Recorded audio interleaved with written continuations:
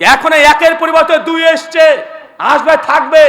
কিন্তু যতদিন পর্যন্ত ইসলাম যতক্ষণ এখানে প্রতিষ্ঠিত না হচ্ছে ততদিন পর্যন্ত ইন্ডিয়া থেকে, ভারত থেকে যে আপনারা বিচ্ছিন্ন হয়েছেন, কিছুক্ষণ পর খালেদ বিন ওয়ালিদ নামটা শুনতে পাচ্ছেন?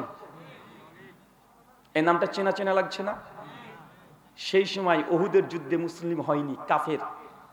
আর খালেদ বিন ওয়ালিদ মানে আল্লাহ তার নাম দিয়ে দিয়েছে সাইফুল্লাহ। সাইফুল্লাহ মানে কি জানেন? আল্লাহ তরবারি। খালেদ বিন ওয়ালিদ যে যুদ্ধে অংশগ্রহণ করেছে সে যুদ্ধে তার বিজয় হয়েছে। কাফেরদের পক্ষে যে যুদ্ধে গিয়েছে বিজয়, মুসলমানদের পক্ষে এসেছে তবুও বিজয়। জীবনে কোন যুদ্ধে তিনি হেরে যাননি। অবাক হবেন, এত যুদ্ধ করেছে, কোন যুদ্ধে খালেদ বিন ওয়ালিদ মৃত্যুবরণ করেনি। বিছানায় মারা গেছে, বিছানায়। এত যুদ্ধ অংশগ্রহণ করেছে কেন? কারণ আল্লাহ তাকে উপাধি দিয়েছে সাইফুল্লাহ। যুদ্ধে যদি মরে যায় আল্লাহ তরবারি পরাস্ত হতে পারে? পারে না। খালিদ বিন ওয়ালিদ সেই সময় কাফেরদের নেতা। কয়েক হাজার উট আর ঘোড়া সজ্জিত অবস্থায় উহুদের প্রান্তে ছুটে চলে আসছে মুসলিমদের বিরুদ্ধে যুদ্ধ করার জন্য। উহুদের প্রান্তে যখন প্রবেশ করেছে, খালিদ বিন ওয়ালিদ পতাকাকে তুলে ধরেছে। পতাকা উত্তোলন মানে এখন যুদ্ধ শুরু। ময়দানে সমস্ত মুসলমান নেতা যারা ছিল তারাও ঝাঁপিয়ে পড়েছে। তুমুল লড়াই।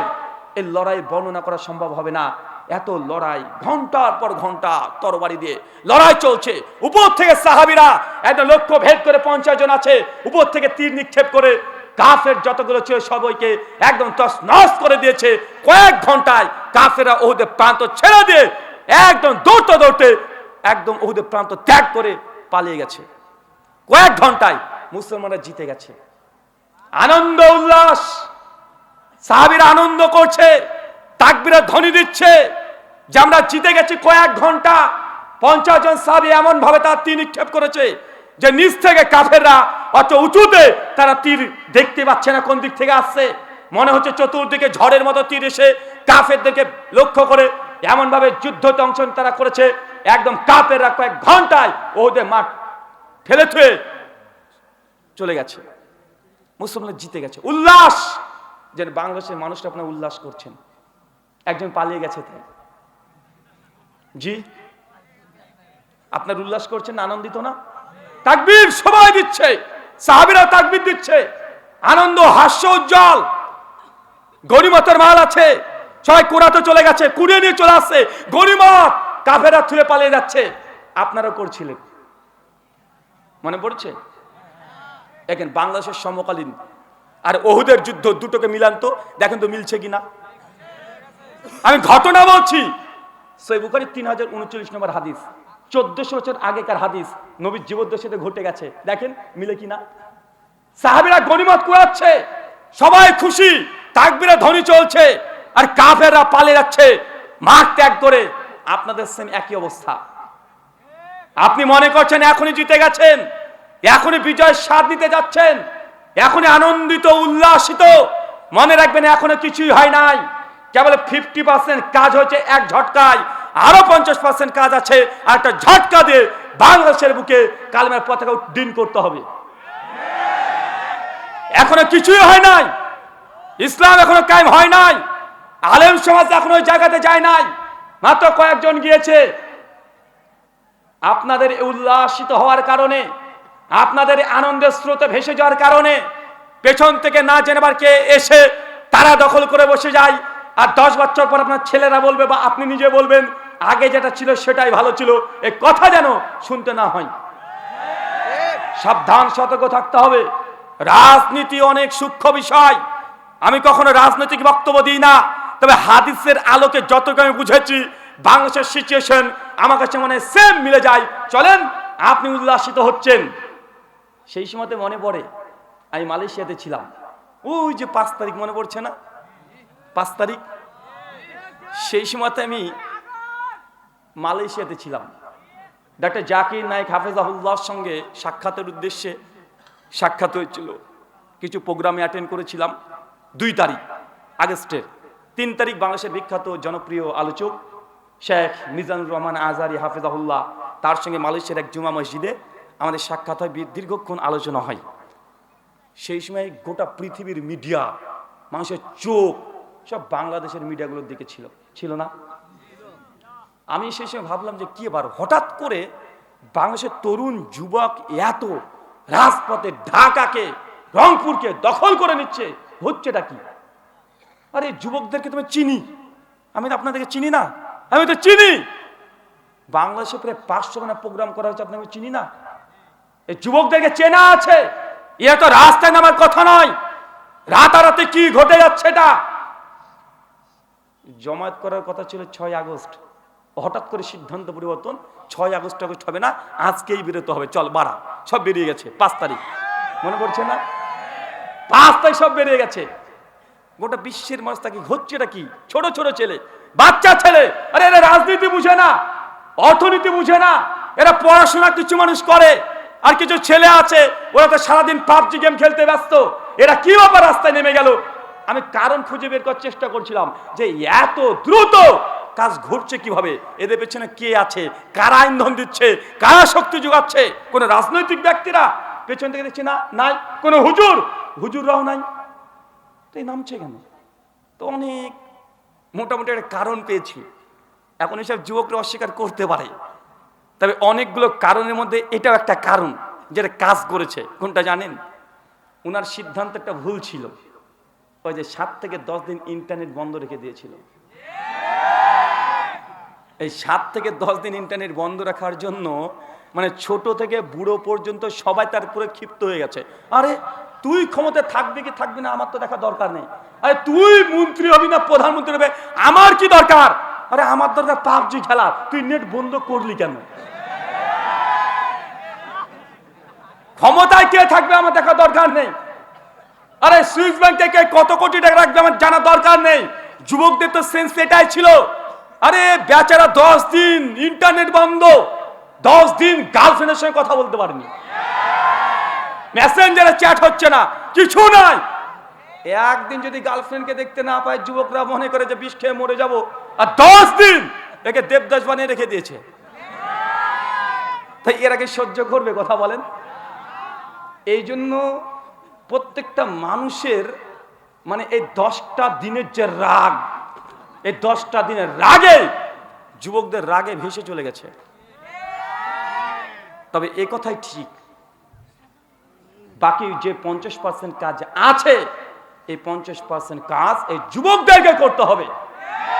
এই স্রোতে গা ভাসালে হবে না। এখনো কোনো কিছু ঘটে নাই, এখনো 1-এর পরিবর্তে 2 এসছে, আসবে থাকবে, কিন্তু যতদিন পর্যন্ত ইসলাম যতক্ষণ এখানে প্রতিষ্ঠিত না হচ্ছে ততদিন পর্যন্ত ইন্ডিয়া থেকে ভারত থেকে যে আপনারা বিচ্ছিন্ন হয়েছেন, কেন হয়েছেন? ধর্মের কারণে। কিসের কারণে? ভারত থেকে বাংলাদেশ ভাগ কেন হয়েছে? ধর্মের কারণে। এখানে ধর্ম যদি ইসলাম যদি প্রতিষ্ঠিত না হয় তো আপনাদের বাংলাদেশের মানুষ হচ্ছে ফেলিওর। কথা বুঝতে পারলেন না? ফেলিওর। ধর্মের কারণে ভাগ হয়েছে। কেন? ধর্ম এখানে থাকবে না, ধর্ম আগে থাকতে হবে। কেন? ধর্মের জন্য ভাগ হয়েছে, নচেত একসঙ্গে থাকাই তো ভালো ছিল। বাংলাদেশের আপনার 18 কোটি, পাকিস্তানের 20 কোটি, ইন্ডিয়ার মুসলমান আছে প্রায় 35 থেকে 38 কোটি। যোগ করেন তো কত হলো দেখি। ইন্ডিয়ায় কত? আমরা যদি সংখ্যালঘু না ইন্ডিয়াতে, তারপরে 38 কোটি মুসলমান ওখানে আছে। আপনারা 18 কোটি আর পাকিস্তানে কত? 20 কোটি, 38 কোটি। ইন্ডিয়া একাই 38 কোটি। তাহলে 38 কত হলো? 76 কোটি। তো বলে তো 76 কোটি যদি মুসলিম যদি এক জায়গায় থাকি, পৃথিবীর কোনো যত বড়ই ফেরাউনের চাইতো জালেম শাসক যে চলে আসে, আরে ইয়াজুজ মাজুজ আসলেও তার ভাগ্যে খারাপ আছে। তো ভাগ করে আমরা খণ্ড বিখণ্ড হয়ে গেছি, সবাই দুর্বল। ওখানে আমিও দুর্বল, এখানে আপনিও দুর্বল, ওখানে তারাও দুর্বল। আর গোটা বিশ্বের মানুষ, গোটা বিশ্বের রাষ্ট্রগুলো মুসলিমদের উপরে তদারকি করছে কি করছে না? তো এখানে ভাগ হয়েছে যতটুকু 64টা জেলা, অন্ততপক্ষে 64টা জেলাতে ইসলাম যদি কায়েম না হয় আপনি ফেলিওর না, আপনি ফেলিওর। আল্লাহ সুবহানাহু ওয়া তাআলা এই আপামর জনতা যারা আছে তাকে এই কথা বোঝার তৌফিক দান করে, সকলে বলি আমিন।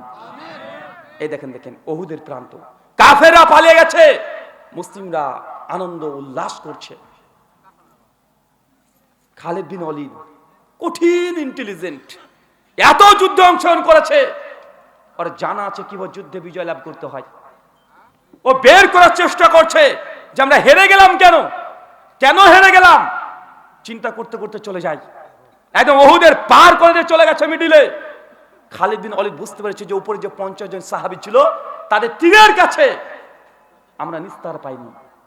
খালিদ বিন ওয়ালিদ দূর থেকে এইভাবে তাকিয়ে দেখছে পাহাড়ের দিকে।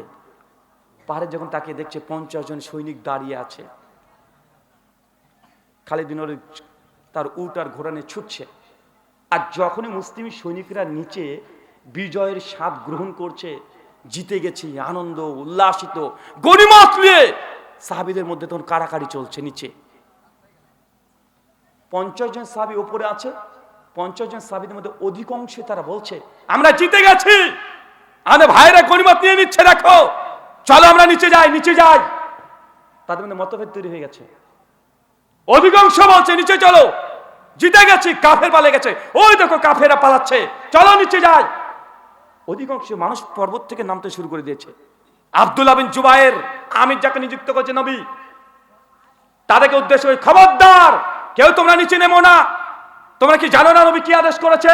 নবী এখনো আমাদেরকে কারো কাছে দুধ পাঠায় নাই, নবী এখনো আদেশ করে নাই খবরদার তোমরা কেউ নিচে নামবে না, নবীর আদেশ যতক্ষণ না আসে।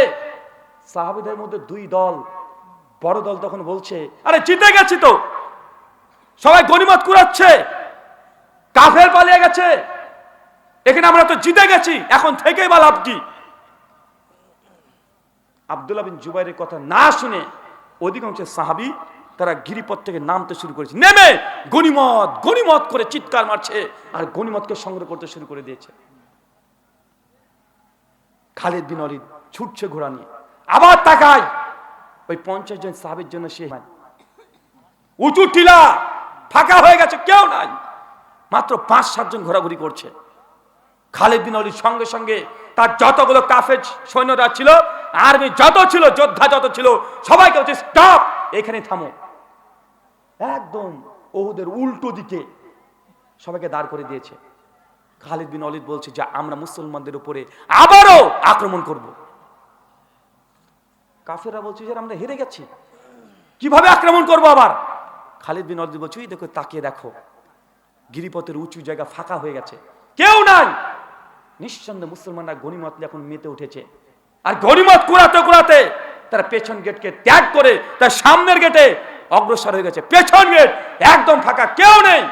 খালিদ বিন ওয়ালিদ ইন্টেলিজেন্ট যুদ্ধের ব্যাপারে, সঙ্গে সঙ্গে সমস্ত কাফের সৈনিকদেরকে নিয়ে আবার নতুন করে যুদ্ধের সজ্জায় সজ্জিত হয়ে দ্রুত গতিতে, একদম তীরন্দাজ গতিতে তারা উল্টো দিক থেকে মুসলিমদের উপরে অতর্কিত ভাবে এমন ভাবে হামলা করে দিল, ওই যুদ্ধে ৭০ জন মুসলিম সাহাবী শহীদ হয়ে গেল। কথা বুঝতে পারলেন না মনে হয়? মুসলমান জিতে গেছে, উল্লাসিত করছে, আনন্দিত করছে, গনিমত নিয়ে ব্যস্ত হয়ে গেছে, কিন্তু উল্টো দিক থেকে এসে মুসলিম জাতির উপরে এমন ভাবে আক্রমণ করেছে, ৭০ জন সাহাবী এই ওহুদের যুদ্ধে আবারও হেরে গেছে। জিতে যাওয়া যুদ্ধ উল্টো হয়ে গেল, মুসলিম জাতির ৭০ জন সাহাবীর রক্ত সেদিন শহীদের মর্যাদা লাভ করে নিয়েছে। আচ্ছা,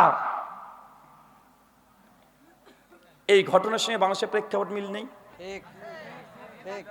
আপনার উল্লাসিত করছেন, দেখেন কত রকম কলাকৌশল চলছে। ঢাকাতে কখন 200 খানা গাড়ি ঢুকে যায়, কখন চিটাগাং থেকে কাকে তুলে দেয়, এই হলো চলছে না। সমস্ত কথা আমি পরিষ্কার খোলা করে বলতে পারবো না, কেন আমি আপনার দেশের মেহমান, সমস্ত কথা আমার দ্বারা বলা সম্ভব নয়। তবে সমাজদারকে এই ইশারায় কাফি, সাবধান সতর্ক থাকতে হবে। শত্রুপক্ষ কখনো দুর্বল ভাবলে হবে না, শত্রুপক্ষ উল্টো দিক থেকে আক্রমণ করতে পারে। কয়দিন আগে তো আক্রমণ করেছিল, করেনি ভাইজান? নতুন করে ইস্যু একের পর এক বানাচ্ছে কি বানাচ্ছে না, চেষ্টা করছে যে আবারও এই যুদ্ধের স্বাধীন যে হয়েছেন এটাকে তাদের হাতে বানিয়ে আসার অনেক চেষ্টা। শুধু কান খাড়া করে আপনাকে দেখতে হবে আর চোখগুলো দৃষ্টি দিয়ে দেখতে হবে, আপনি বুঝতে পারেন ষড়যন্ত্র আবার চলছে উল্টো দিক থেকে আপনাদের উপরে আক্রমণ করার জন্য আপনাদেরকে সাবধান এবং সতর্ক থাকতে হবে। আপনি জানেন এই উহুদের যুদ্ধে ৭০ জন, এই যুদ্ধে আমির হামজার মতো সাহাবী শহীদ হয়ে গেছে। হানজালা রাদিয়াল্লাহু তাআলা এই যুদ্ধে শহীদ হয়েছে। জাবের বিন আব্দুল্লাহর পিতা এই যুদ্ধে শহীদ হয়েছে।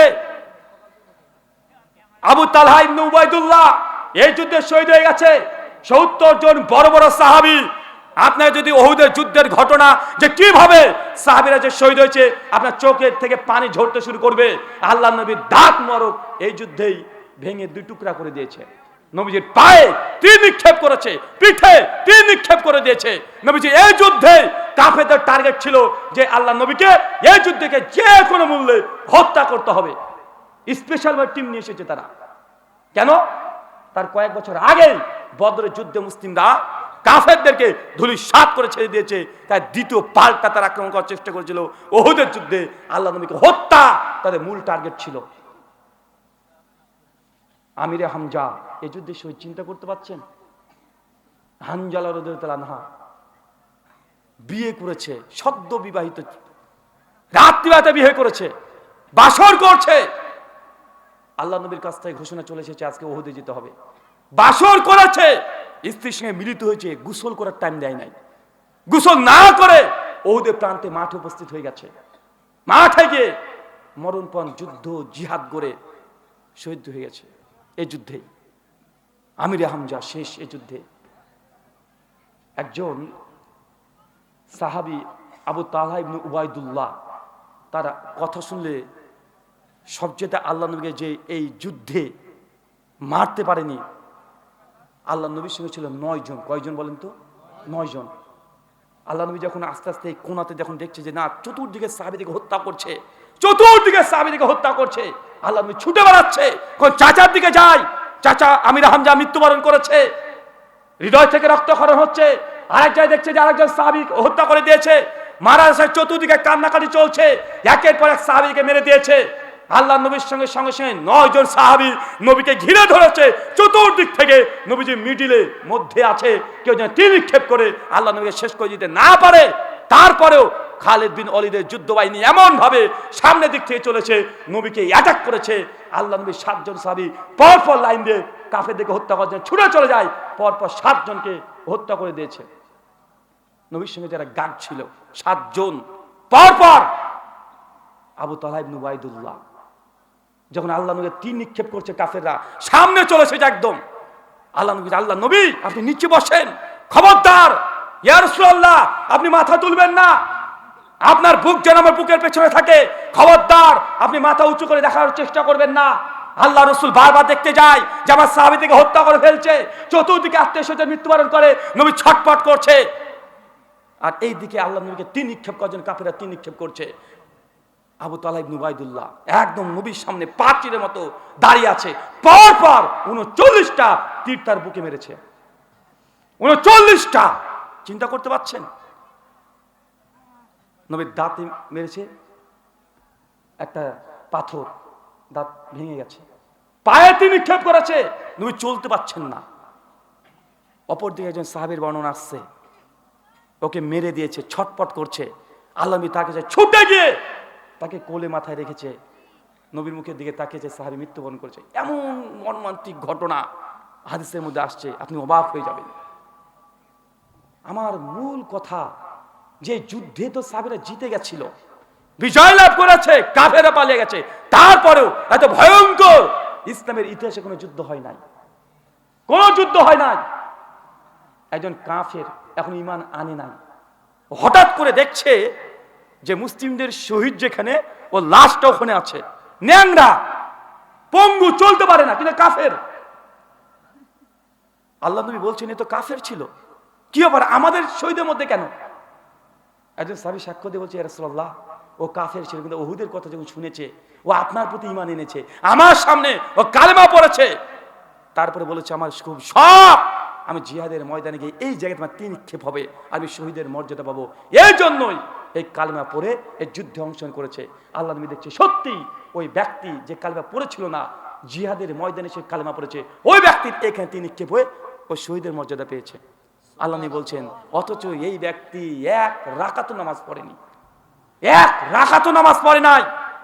70 জন সাহাবী নবীর আশেপাশে ঘুরে বেড়াচ্ছে, মারা গেছে। কত বেদনায় চিন্তা করতে পারছেন? মুসাব বিন উমাইর রাদিয়াল্লাহু তাআলা এই যুদ্ধে শহীদ হয়েছে। আল্লাহ নবী যখন তীর নিক্ষেপ করছে মুসাব বিন উমাইর কে, আল্লাহ নবী বলে উমাইর এই পতাকা, যুদ্ধের পতাকা কে উত্তোলন করে রাখবে? মুসাব বিন উমাইর বলছে, আমি ইয়া রাসূলুল্লাহ আমাকে পতাকা দেন। পতাকা নিয়ে ছুটে চলে যাচ্ছে কাফেরদের মধ্যে। কাফেররা সঙ্গে একটা হাত কেটে নিয়েছে, আঙ্গুল কেটে নিয়েছে, হত্যা করে ছেড়ে দিয়েছে। ভয়ঙ্কর পরিস্থিতি। আল্লাহ নবী যখন চলতে পারছেন, যখন বুঝতেছেন যে না, এই যুদ্ধের কোনোভাবেই সাহাবীদেরকে রক্ষা করা যাবে না, আল্লাহ নবীর সঙ্গে সঙ্গে এই পতাকা আলী বিন আবি তালেবের হাতে দিয়েছে। নবী বলছেন, উহুদের প্রান্ত থেকে চলো, এই ফিল্ডে থাকা যাবে না। নবী সাহাবীদেরকে নিয়ে তুই দ্রুত গতিতে উহুদের প্রান্ত ত্যাগ করে চলে আসছে, পায়ে রক্ত, চলতে পারে না, বারবার নবী উল্টো উল্টো পড়ে যায়। আবু তালহা বিন উবাইদুল্লাহ, ওই যে সাহাবী যার বুকে 39 খানা তীর নিক্ষেপ করেছে, যখন দেখছে যে নবী যে পাহাড়ে পরে উঠতে পারছে না, ওই 39টা তীর নিয়ে নবীকে সন্ন করে কাঁধে তুলে আল্লাহ নবীকে পাহাড়ে তুলে দিয়েছে। চিন্তা করতে পারছেন কত ভয়ঙ্কর। উহুদের যুদ্ধটা বেশি বারবার পড়বেন কেন? যে যুদ্ধে মানুষ হেরে গেছে, কি কারণে হেরে গেছে এটা আপনাকে বের করতে হবে। বলুন তো, এই যে ঘটনাটা বললাম, এই ঘটনায় মুসলিমরা যে হেরে গেছে কারণ কি? জি